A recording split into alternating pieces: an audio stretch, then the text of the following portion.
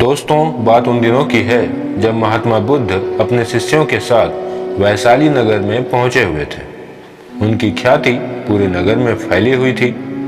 लोग दूर दूर से उनसे मिलने और अपनी समस्याओं का समाधान कराने आते थे। एक दिन की बात है, महात्मा बुद्ध अपने शिष्यों के साथ प्रातःकाल सैर कर रहे थे कि अचानक ही एक व्यक्ति उनके पास आया और उन्हें भला बुरा कहने लगा।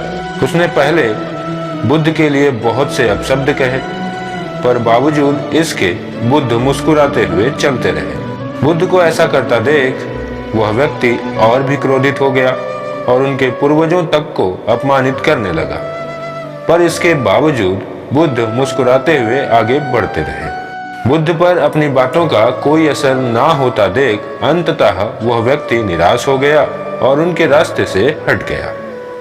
उस व्यक्ति के जाते ही बुद्ध के एक शिष्य ने आश्चर्य से उनसे पूछा कि भगवान, आपने भला उस दुष्ट की बातों का जवाब क्यों नहीं दिया? और तो और आप मुस्कुराते रहे। क्या आपको उसकी बातों से कोई कष्ट नहीं पहुंचा? बुद्ध कुछ नहीं बोले और उन्होंने अपने पीछे उस शिष्य को आने का इशारा किया। कुछ देर चलने के बाद महात्मा बुद्ध अपने कक्ष तक पहुंच गए। बुद्ध बोले, तुम यहीं रुको, मैं अंदर से अभी आया। बुद्ध कुछ देर बाद कुछ मैले कपड़े लेकर बाहर आए और उसे अपने शिष्य को थमाते हुए बोले कि लो, अपने कपड़े उतार कर इन्हें धारण कर लो। कपड़ों से अजीब सी दुर्गंध आ रही थी, अतः शिष्य ने उन्हें हाथ में लेते ही दूर फेंक दिया। इस पर बुद्ध बोले, क्या हुआ? तुमने इन मैले कपड़ों को ग्रहण क्यों नहीं किया? इस पर उस शिष्य ने महात्मन से कहा, भगवान, इन कपड़ों से बड़ी दुर्गंध आ रही है। इन्हें धारण करने से मेरा शरीर भी दुर्गंध युक्त हो जाएगा। भला इन्हें कोई कैसे ग्रहण कर सकता है? इस पर बुद्ध बोले, जिस प्रकार तुम इन मैले कपड़ों को ग्रहण नहीं कर सकते, ठीक उसी प्रकार मैं भी उस व्यक्ति द्वारा फेंके हुए अपशब्दों को ग्रहण नहीं कर सकता।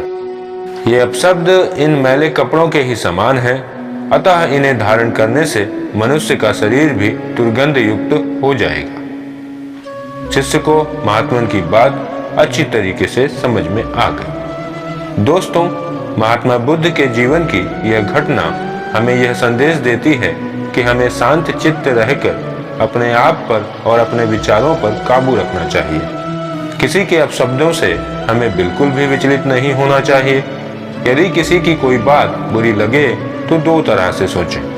यदि व्यक्ति महत्वपूर्ण है तो कड़वी बात भूल जाएं, और यदि बात महत्वपूर्ण है तो व्यक्ति को भूल जाएं, क्योंकि श्रेष्ठता का आधार ऊंचे आसन पर बैठकर नहीं बल्कि ऊंची सोच पर निर्भर करता है।